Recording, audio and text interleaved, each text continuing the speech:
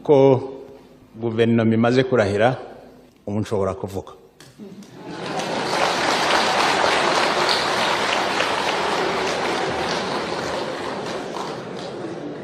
cyane cyane ko hari abategarugori biyongeye muri guverinoma,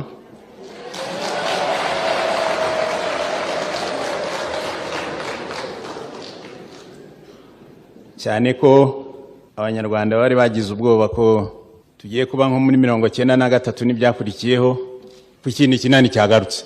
Ngomba guhagarara aha rero ngo nerekane ko ntari kinani. Nyakubahwa Vice Perezida wa Repubulika, Nyakubahwa Perezida w'Inteko Ishinga Amategeko, Nyakubahwa Minisitiri w'Intebe, Nyakubahwa Perezida w'Urukiko rw'Ikirenga, Banyakubahwa muteraniye hano, Banyarwanda, ndashaka gushimira mbere na mbere guverinoma igiyeho n'ibyo yiyemeje. Mu byo mbona bikomeye harimo ikibazo cy'umutekano w'abantu n'ibintu, harimo ikibazo cy'ubukene, harimo ikibazo cy'urugomo, ariko cyane cyane kitavuzwe cyane yenda harimo ikibazo cyo kuzadufasha kuva mu nzibacyuho. Icyo ni ikibazo gikomeye kizatubwira cyangwa kizarangiza kitubwira niba tuzashyiraho regime parlementaire, parlement ifite ububasha bukomeye, niba tuzagaruka ku byahoze kera, perezida ufite ububasha bukomeye, ndetse hari n'ikindi kibazo numva abantu bakunze kuvuga, niba tuzagira n'umwami. Uburenganzira bw'abanyarwanda guhitamo. Guverinoma izabifashwamo na komisiyo y'itegeko shingiro n'amategeko, itegeko ryagiyeho, ariko aho ngaho ndacyafite ikibazo na parlement. Ni ikibazo cya mbere mfitanye n'inteko. Inteko yaravuze ngo iryo tegeko, iyo komisiyo rigenga, itegeko shingiro rivuga ko iyo komisiyo iriratashe kuri parlement. So ubwo muzahitamo, ndababwiye. Ikibazo cya kabiri nabasezeranije ko nshaka gukemura, nerekana ko ntabwo ndi kinani. Itegeko shingiro ryacu rishingiye ku masezerano ya Yarusha. Kimwe mu by'amasezerano ya Yarusha yakoze ni ugusaranganya ubutegetsi bwa Perezida wa Repubulika n'inama y'abaminisitiri ndetse n'ishyaka turukamo. Ishyaka turukamo rishobora no kumuvanaho. Ntabwo byari kimwe n'igihe cy'ikinani. Inama y'abaminisitiri kandi ihuriweho n'amashyaka menshi, n'abaminisitiri bakomoka mu mashyaka menshi. Buri minisitiri nawe Arusha yamwambuye ubutegetsi, ibyemezo yagombaga gufata ikaba inama y'abaminisitiri. Ikindi kinani cyavanyweho nuko muri abo baminisitiri hari principe ko baturuka impande zose, ko baturuka mu bice by'abanyarwanda by'ubwoko bwose. Stability twashoboye kugira nyuma y'amage yo muri 1994 nuko abanyarwanda bose b'impande zose bashoboraga kwibona mu butegetsi, byari byo bya mbere muri iki gihugu, kandi bibwira ko impande zose zifite uruhare effective muri ubwo butegetsi. Nicyo Arusha ivuga. Nta muntu umwe rero ushingiye ku mategeko wakwihindura ikinani, kandi ndibuze kubabwira icyo bakunze kundega ko nkunda amategeko. Minisitiri w'Intebe Rwigema Yegura yaranditse, sinzi niba mwarabonye, yaranyandikiye avuga ngo, ndavuga mu magambo yanjye, ndambiwe guhora ncuragera muri parlement, ndarambiwe ndagiye. So inteko nimwe mwateye crisis ya mbere, nimwe mwavanyeho guverinoma mwifuje, ngiye maze kuyirahiza, nzaba ndareba ko mutongera kuyihungabanya.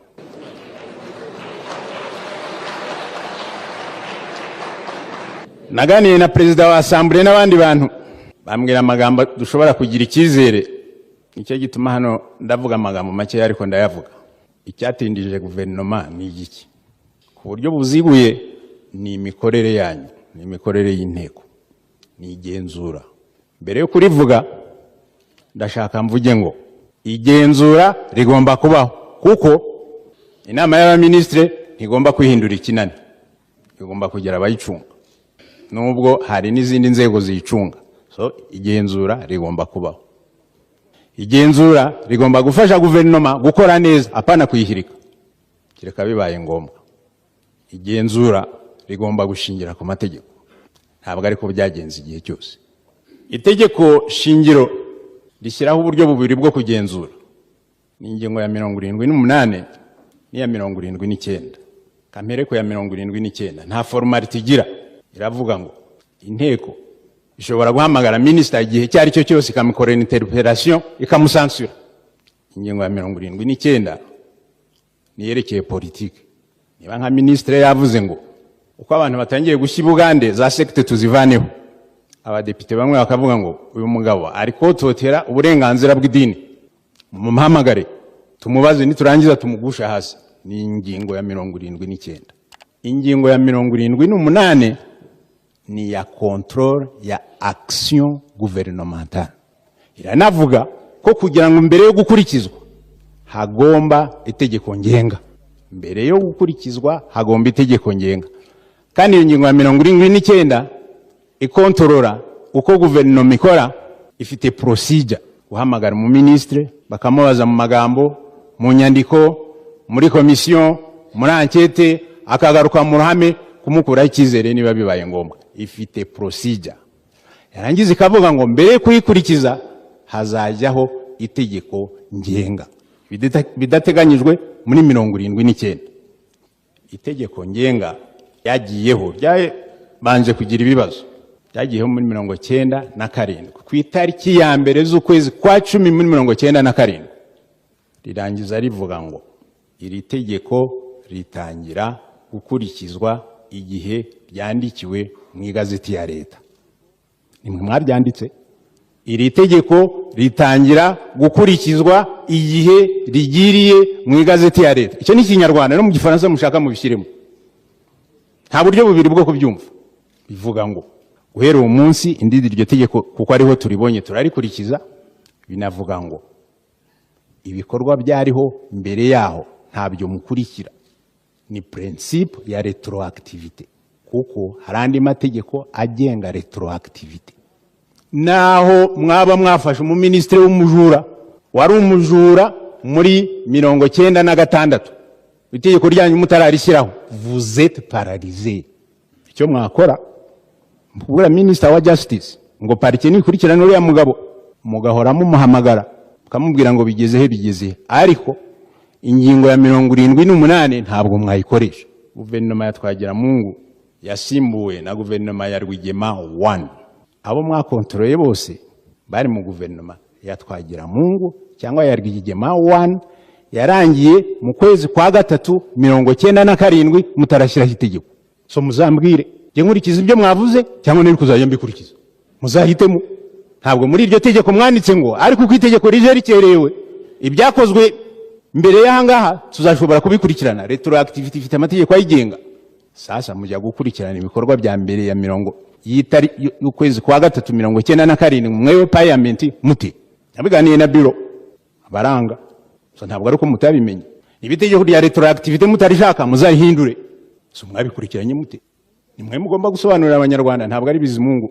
Bizimungu cyashinzwe no kuvuga ngo jureba amategeko niko kazi mwampaye. Niko kazi mwampaye. Ikimwe na bya bindi maze kubabwira. Commission légale constitutionnelle mwishi itegeko shingiro. Niba mushaka kubihindura muzahindura itegeko shingiro. Iyo commission nizakora iri independent itareratesha kuri parliament. Futi uburenganzira bwo kubihindura. Bizimungu se nkora amategeko nimwe ndayabakurikiranira nkababwira. So control mwarayishe. Problem ntabwo ari niba control igomba kubaho cyangwa itagomba kubaho. Kera aho nakoraga bari baranyise le juge. Kubyerekeye iryo tegeko ryo mu 97 juge Bizimungu sinzi niba zagira appeal izamuvuguruza. Mwararyishe. Ingingo ya 2 iryo tegeko riravuga ngo minister mu mukontrola mu byashinzwe. Ingingo ya 11, ingingo ya 20, ingingo ya 46 mu byashinzwe. Kandi ndabibutsa ko ari control ya action gouvernementale. Hari naho bavuga ngo mu mirimo no mu nzego ashinzwe, mu byashinzwe muri ministere. Mwamuhamagara mu magambo mwabona mudashimishije mukamubwira ngo andika. Mwakwandika byo kwandika byaba bidashimishije mukamukubita mu commission. Byo mu commission mwaba mutari satisfied mugakubita enquête yaba itari satisfied mukamugarura mu ruhame akaza kwisobanura. Mu ruhame mwaba mutari satisfied mukabikubita indunduro. Byose mu byashinzwe. Ntabwo ari byo yarashinzwe. Kuki mutabivuze se? Niba ntazi Kinyarwanda muzakinyigishe noneho. Ariko sinjye nyine n'abanyarwanda. Na interpretation y'ikindi clear kiriho. So kuki mwagiye gukontorora mu byo bari bashinzwe rero? Ni guverinoma ya Rwigema na guverinoma ya Twagiramungu. Abo ngabo mwagiye gukontorora barimo. Murangize muzana n'amakimbirane. Igice cya mbere mwakontoroye cyari mu ministeri ya finance, cyarimo ministère ya travaux publics, cyarimo ministère ya justice. Uzaba umwana na GDNS muhamagara abaministre bamwe abandi murabareka, muhamagara abakeri n'actual mu by'ukuri hubu ababishinzwe ntimwabahamagara, muzana amacakubiri muri cabinet azana amacakubiri mu baturage. Byashinzwe mwe ibyo mwakontrole nibyo bari bashinzwe. Niba mushaka mvuga amagambo mwahamagaye Rugenera, mwahamagaye nta kirutiha, ntimwahamagara Kaberuka, mwahamagara Mucyo, bari muri dossier imwe, ntimwahamagara Biruta mu byo bashinzwe. Niba mushaka no kuvuga ngo ministre akontrolwa mu byo yarashinzwe no mu byo ashinzwe, reka nemene interpretation yanyu. So aba ministre bandi mwabareke iki, muhamagara Mazimpaka, ntimwahamagara Shehe, kandi rehabilitation imaze kwava byaragiye kwa Shehe, mwabujwe n'icyo guhamagara Shehe. Sasa none birazamutse, dukomeza gukoma yombi, guverinoma ivuyeho. Reka rero noneho reka tugendere ku mategeko mazima, ibyo twasabye mwere kuzongera. Yes, cyabunganira nabo naravuze ngo parliament nidahindura ikabinyoherereza ntabyo nzemera. Ntabwo ari je buteye crise ya institution, nimwe muri gutera crise ya institution. Idashingiye ku mategeko nta obligation mfite yo kubyemera, nta nundi ufite obligation yo kubyemera. So my point kwani ngo noneho ko tumaze kugira iyo experience, parlement ni ikosore yere kuzongera mu baministra bari bo bose kwica amategeko yishyiriyeho. Sindajya mu buryo mwakoze control mutabifitiye expertise. Ku ngingo ya 79 ni ibya politique mwabivanga. Ku ngingo ya 78 ntabwo muri Cour des comptes mwihaye kuba Cour des comptes, ntabwo muri auditeur general mwagiye gukora audit. So amakosa yakoze nta expertise mufite muri compte, mutirera expert mu makonte, siniyo nyaso muzampamagara nzabereka kuva kuri rimwe kugera kuri kangahe amakosa mwagiye mukora muri expertise mutayifitiye uburenganzira. So raporo zanyu zirimo amakosa no ku substance uretse no kwica amategeko. So bari aba ministre bagiye ku buryo budafudutse, here no kuzongera kuvuga ngo hari umujuru urimo, n'abanyarwanda babyumvira.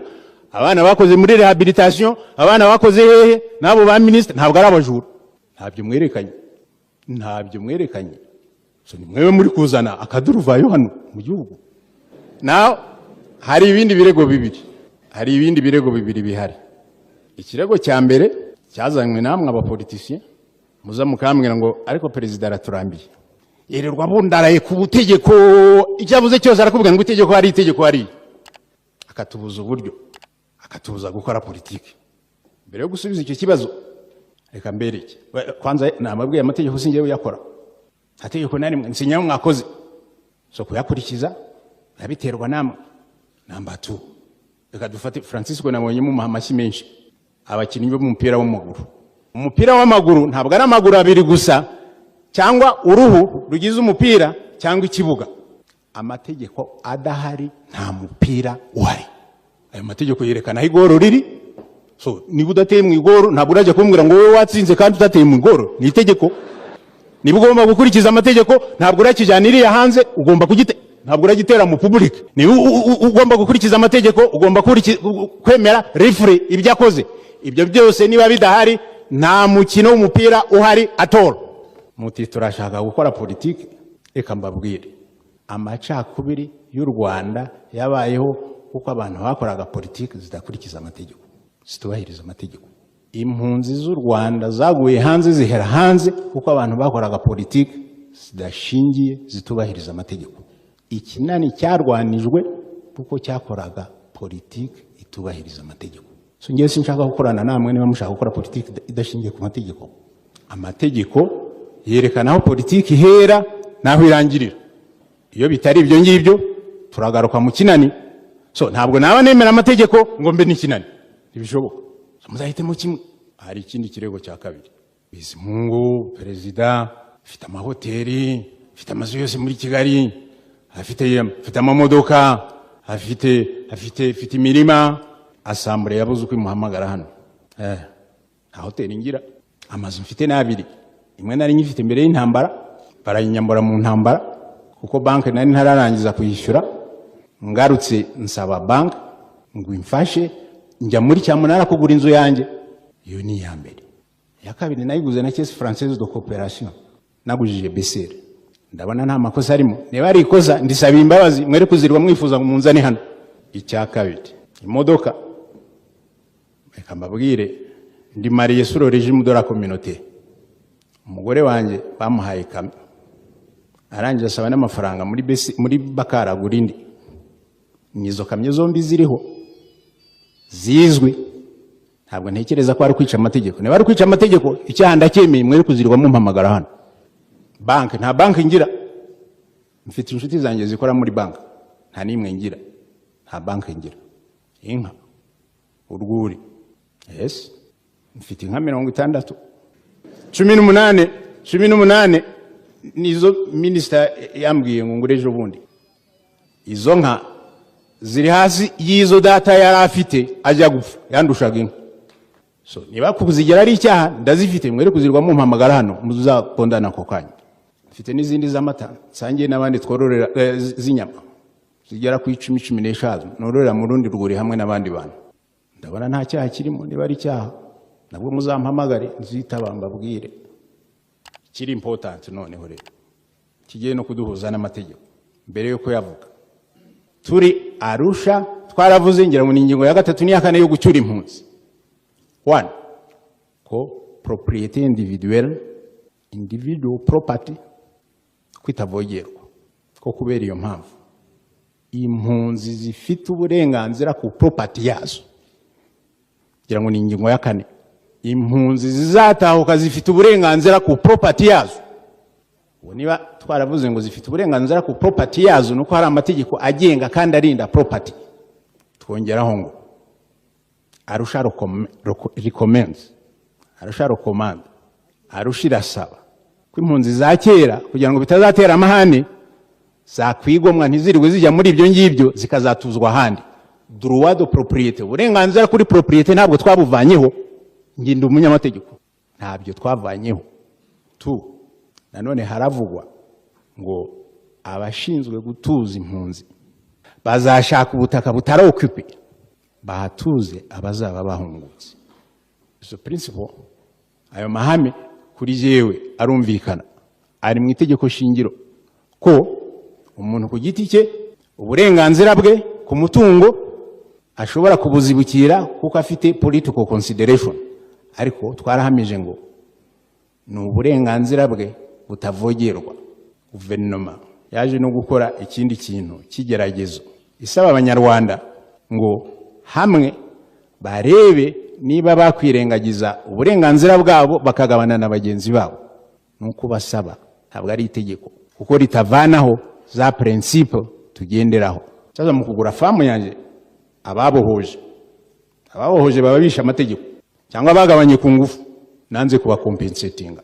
So nta duruwa nimwe nishi, nta tegeko nimwe nishi, nimwe mwayishe, mwe muteranya abaturage mutubahiriza ingingo z'uburenganzira bwa bamwe n'ubw'abandi. So ibyo bigambo byabateye impungenge kuri president wanyu nuko bimeze. Bidahagije muzamuhamagare azaza babwire ntabwo ari kinani kuko yemera amategeko. Itegeko rya mbere, protocole ya mbere twabanje kumvikanaho na guverinoma ya Habyarimana ni protocole ya rule of law, état de droit. Ntabwo nakumva parlement yavuye ku masezerano ya Arusha yagenda inyukanyuka amategeko ku buryo yajya kubipfa na president. Mwirukanye ba ministre, mwavanyeho cabinet, mwavanyeho na president wa assemblée nimwe mwamwirukanye, na president wa republika mwari mwatswe kumwirukana. So hari ikibazo mu mikorere y'inteko. Ntabwo ari mwe abanyarwanda b'abatagatifu, hari ikibazo mu mikorere y'inteko. Niba abanyarwanda ari twe twumva nabi muzabanze mudusobanurire noneho tubone gukurikira ibyo mushaka. Ariko igihe amategeko muzaba mutarayahindura kandi mudushinga ngo tujye twubahiriza amategeko yanyu mugakora ibinyuranyije n'amategeko, mbasabye uburenganzira zabyanga. Abambasabye n'ikindi rero noneho uko guverinoma amaze kuyishyiraho mayiyo mwanenze mukaba mwayihaye amashyi menshi hano, turabasabye noneho kuko abanyarwanda aho bari hose bafite impungenge, bafite imitima ihagaze, ntabwo bakurikira neza ibiri gukorerwa i Kigali. Mubafashe aho kugira ngo mubirukane bazashobore kurangiza inshingano zabo. Murakoze.